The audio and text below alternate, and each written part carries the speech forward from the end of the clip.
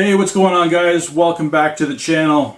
Today on DESTRO'S desk, we are going to take a look at the brand new G.I. Joe classified Nemesis Immortal, or otherwise known as Nemesis Enforcer. He is number 140 in the series. He's brand new. I was really on the fence about this one. I really didn't know if I really wanted this figure. I didn't know if I want to go down this whole Cobra Law rabbit hole, but from what I've seen so far, after receiving this, it looks like a pretty solid figure. I'm really kind of surprised that Hasbro came out with Nemesis Immortal in the classified line this soon. I guess 140 we're in pretty deep, but I guess with the appearance of Nemesis Immortal in the new Skybound comics and the Cobra Commander series, I guess Hasbro felt it necessary to bring Nemesis Immortal into the classified series. I was happy to see him and how he was used in the Skybound comics. So if you haven't read the Skybound comics, especially the Cobra Commander series, it's 5 issues. I suggest you do. It's really, really good. I really enjoyed it. But I'm not really sure what's going on with Hasbro right now. They're kind of all over the place with what figures they've got coming out. Basically, I just received the rest of the latest wave. I just got the Iron Grenadier also when I received Nemesis Immortal, and now we're not really expected to see the next wave, the one with dial tone, leatherneck, Xandar, I think the Saw Viper. We're not going to see those now. They're saying almost like a year. Like, what is that? Like, I don't know what's going on with them. To me, there's really not a whole lot thing going to be coming out between now and then. So I'm not really understanding why, like, we'll be waiting a year for the next wave. I don't know what's going on. If anybody else maybe knows, leave a comment and let me know what's going on there. Obviously, it's probably hush-hush. There's not much being said.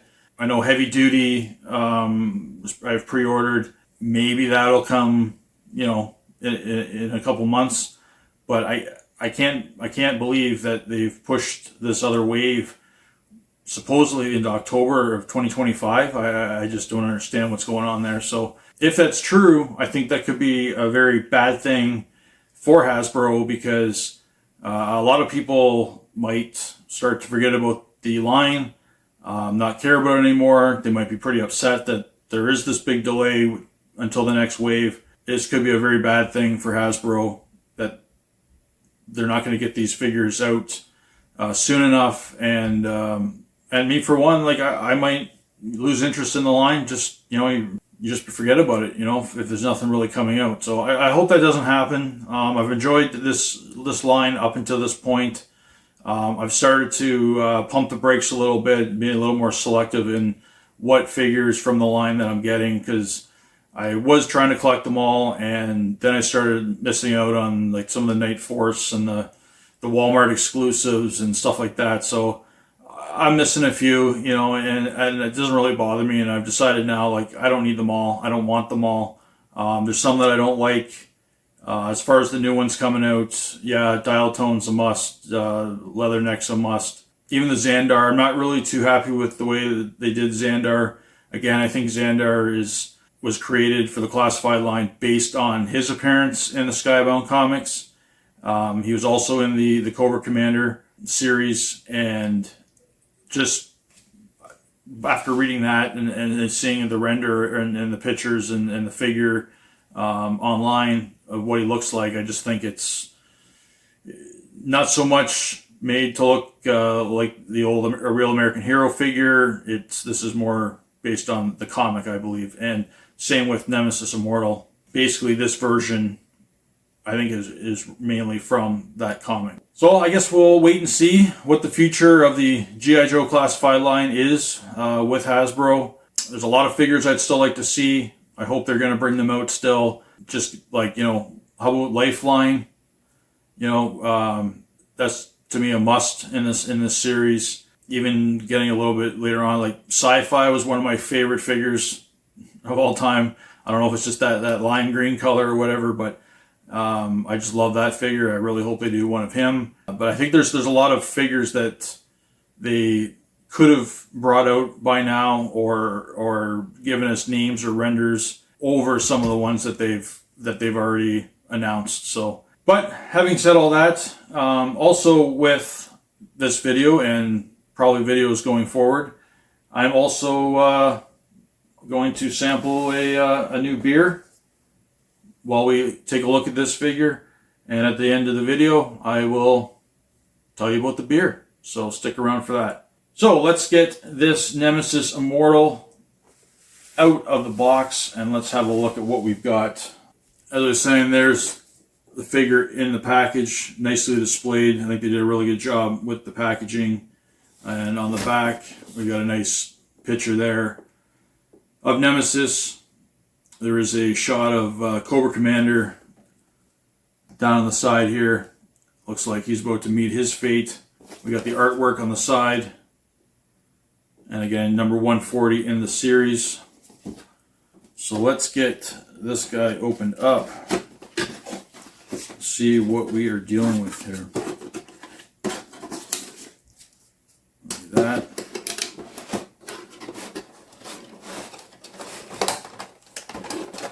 And yes, the rumors are true. This is a very large and beefy figure. There definitely is some weight to it.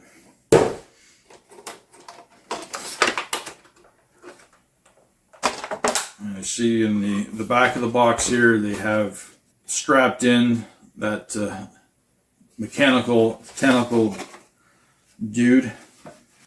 So we got that there. Let's see what we're dealing with. All right, so they've actually put a rope around his midsection, and it's a purple string or rope type thing here, so that is just tied. And I guess colored purple, which is kind of neat so it kind of camouflages that in with the paint on his upper torso. Like I was saying, I definitely was on the fence with this guy. I really wasn't sure if I wanted it. I thought it was a little bit pricey, but now seeing him here in hand, it's looking like a great figure.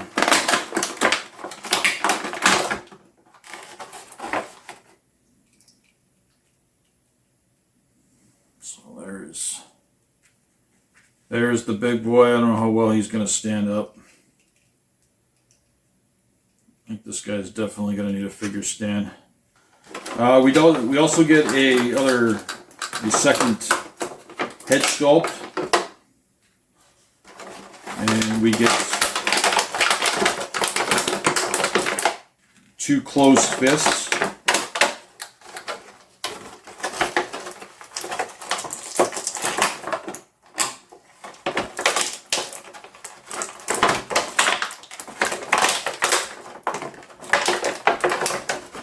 And I've got those really in there.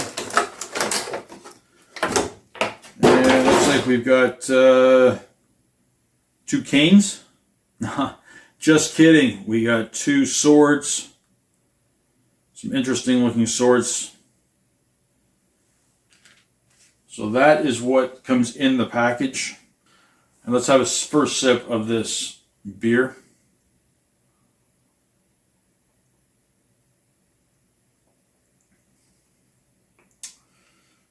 Tasty.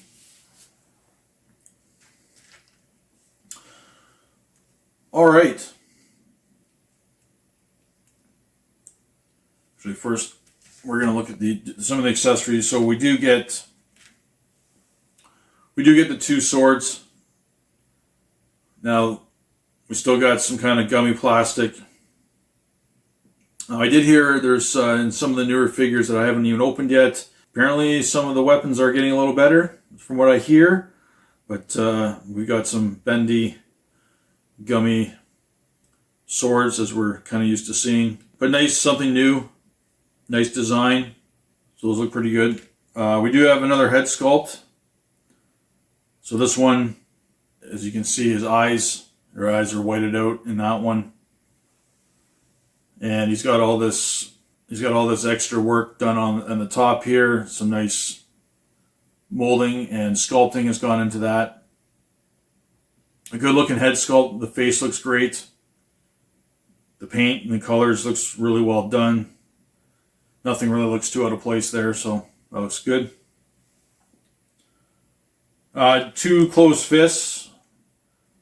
And since this guy is a much larger figure, these fists are pretty big. So they look good. And then we get the mechanical tentacle looking guy. It's all molded in that green plastic. And we got like a purplish paint app on there. And the peg, he does peg into the back of his body. And these are bendy, and there's probably a wire inside, and you can shape these however you want for when you're using this accessory, whether it's on them or around them, but those do bend and they stay in place. So that looks pretty good. I like that. And for the figure, I'm going to take these wings off. We'll have a look at the wings. So definitely something different for the classified line. Getting into a figure like this. Obviously, I guess the one and only figure in G.I. Joe that has this style of wings. So these are articulated. So they do move here, and they also move in this joint here. So now the only thing is, oh yeah, they do move up. Or there is a joint in there. You can move it up a little bit. It does snap into place. So there is some movement there. And then we have this joint right here. So they will go up and down. So that looks pretty good. So there's lots of poseability. The quality on it seems really good. The plastic feels good, and then in the wing part here, it almost kind of feels like beef jerky. Not gonna lie, it's thin, almost it's a little bit see-through, and there's just that texture on there. It almost seriously feels like a piece of beef jerky. So, anyways, that looks pretty good. I like the way it looks. So there's definitely going to be some good photography can be done with this guy. Some awesome posing. So those wings look really well done. I like those a lot. We'll leave those off for now. Let's just take a look at this figure. So Nemesis Immortal, or Nemesis Enforcer, as he was back in the Real American Hero line from G.I. Joe the movie. So I do like this head sculpt too. The other one looks awesome, but I prefer the simplicity just of this head sculpt. I think it looks really, really well done. Same type of facial expression on there. The eyes, now these eyes are normal, but they are red. There's some red in there. Some really, really well done sculpting went into this guy, right from the head down. So this whole upper plate here, this upper torso, a lot of molding, a lot of sculpting went into this. That looks really good.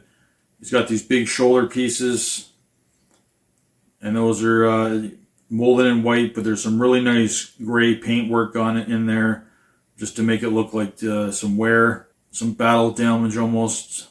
So it looks really good. These wicked looking spikes jump the side of his arms, which are connected to like these gauntlets that are on his forearms. And then down to these big hands. These are the typical style of hands that we see with the classified figures, like the trigger figure hands, but these are bigger. But they look really good. Really solid, beefy upper torso, but I am noticing a little bit of looseness on the legs, especially his right leg here. It's a little bit loose. Don't like that, but what can you do? So you go down. So he's got these extra pieces kind of over his thighs, molded in this darker purple over top of the lighter purple that we're used to seeing on this figure from the Real American Hero line. And some really big, beefy bottom part of his legs, like in the calf area here. Again, really good molding went into this. Lots of work in that sculpt. And then down to his feet, we got some different looking feet. He's got, looks like 2 big toes with claws. My only complaint is just this right leg, and where the fits into the ball joint there. It almost looks like it'd be easily pop out. It looks a little off. Like if you look at it, it's just, this one looks like it's not up in place right, but his sword sheaths here on the side, these look really neat. They are large to hold those big swords. You know, molded in that a white plastic, some paint apps on there, some red, some purple on the back. So they stand out nice, and they are a throwback to the original figure in the Real American Hero line. But overall, a good looking figure. Articulation, like I said, we've got, for the head, we've got good up and down movement. And his head does twist all the way around. Not that we need it to, but it does. Now with those shoulder pads, his arms do pretty well extend all the way out. So it looks good. And we've got articulation, the double pinless elbow joints. And they are a little stiff, so I'm not going to force it too much, but there is some pretty good movement there. But they are tight. That's not a bad thing. So almost nothing breaks. Same with the other side. Those are tight joints. There's a bicep cut in there. So you got lots of movement. And then with the upper torso, this isn't really that ab crunch, it's just that 2-piece, and there is good movement to twist, so that looks good. No problem there. Waist is good. There's movement in the waist. So overall, good looking figure so far. And down to the legs.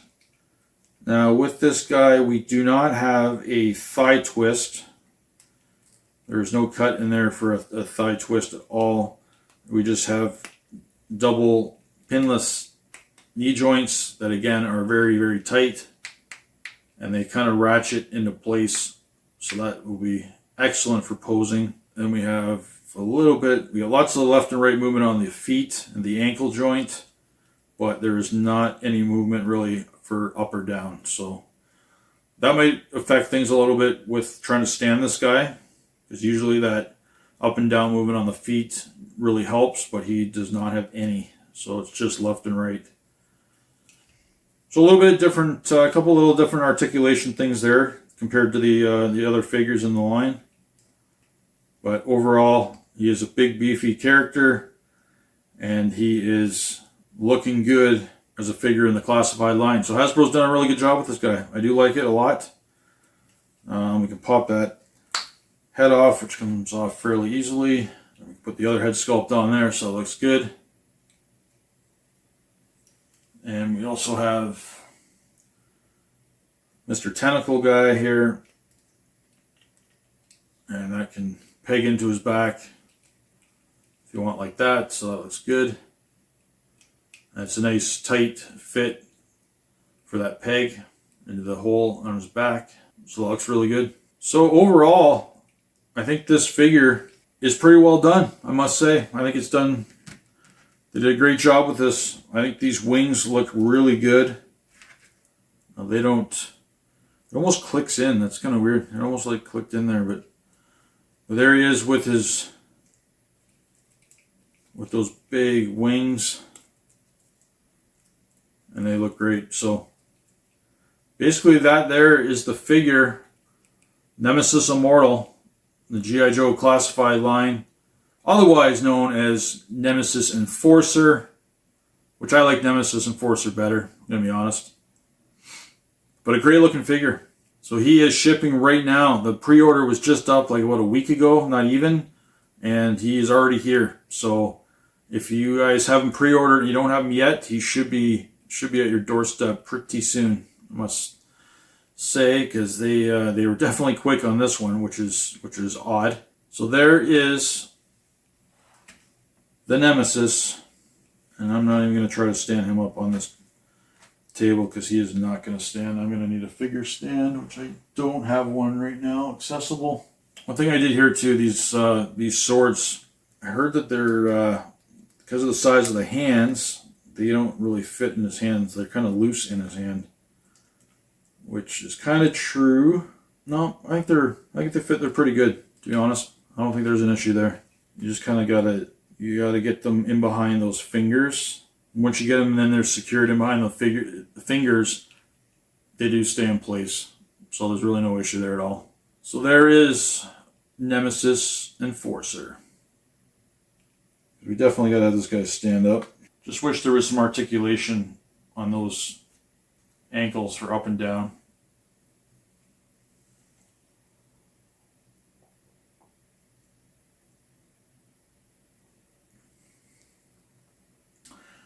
So the beer of choice today is from Flying Monkey, who is in Barrie, Ontario.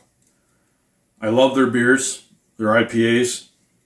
And this one is a amber lager called Raving Loops of Computer Music.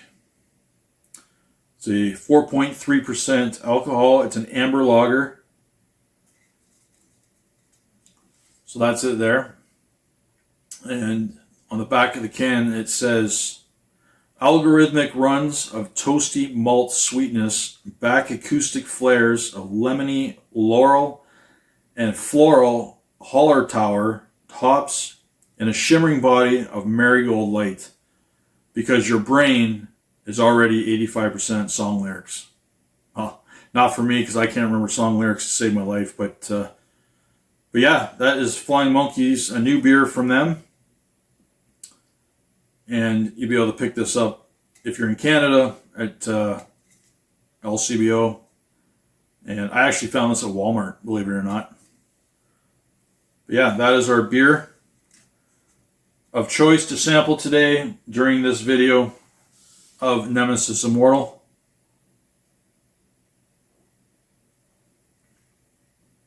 It's a good beer. Very smooth. Goes down well. Definitely have a couple of those. But Flying Monkey's great. If you guys are in Canada and you haven't tried Flying Monkey, definitely give them a try. Love their beer. They've had a few weird ones, I might say, but flavored and stuff, which I'm not really a big fan of, but they're IPAs. They've got IPAs from, hazy session IPAs, whatever, for, the 4% range, and they've even got a quadruple IPA. That's about 11.3%, and they're all very tasty, all very good. So definitely give Flying Monkey a try.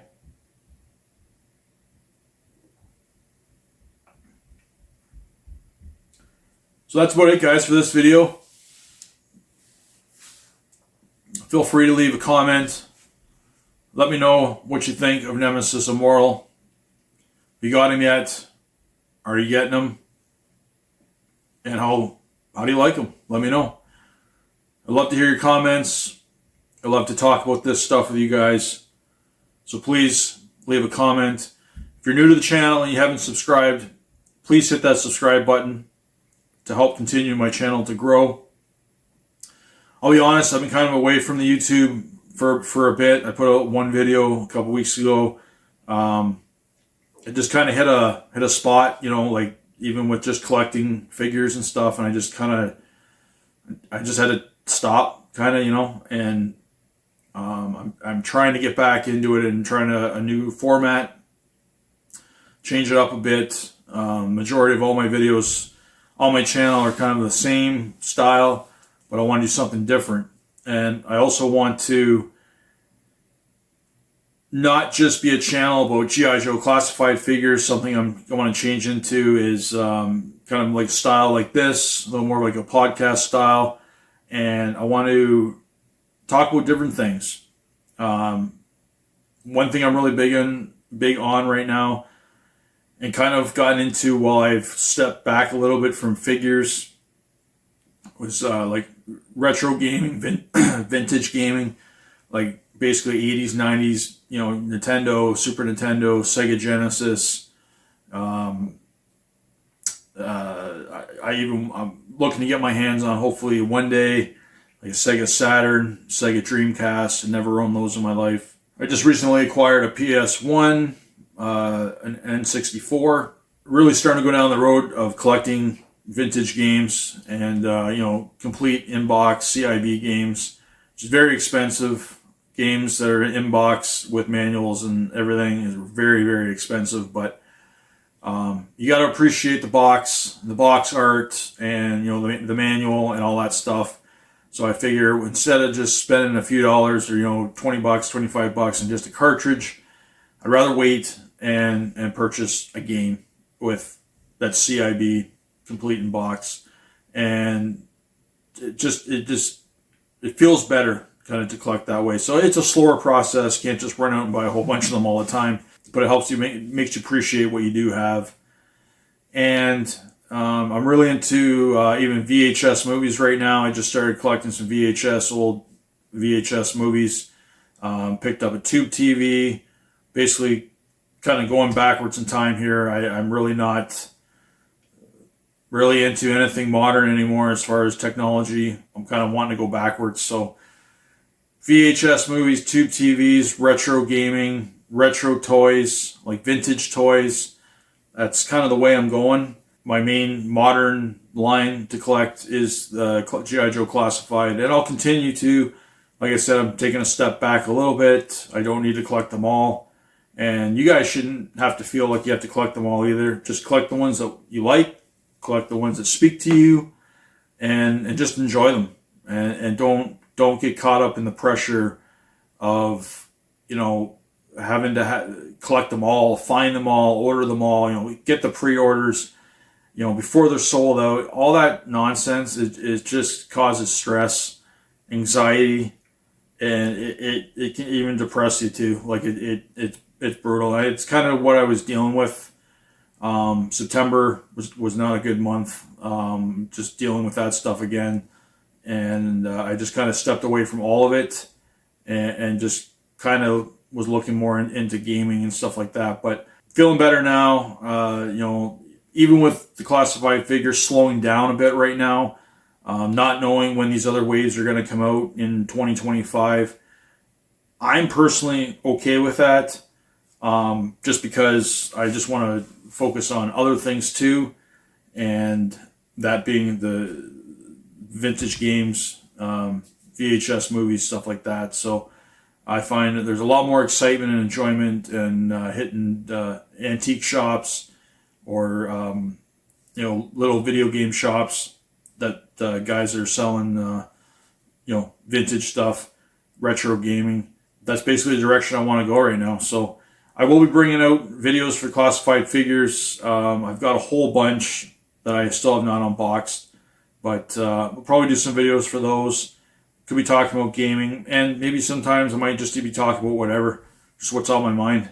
And I think this is kind of trying to get used to maybe talking in front of a camera a little more, with me on camera, because I'd like to maybe start even into some live streaming.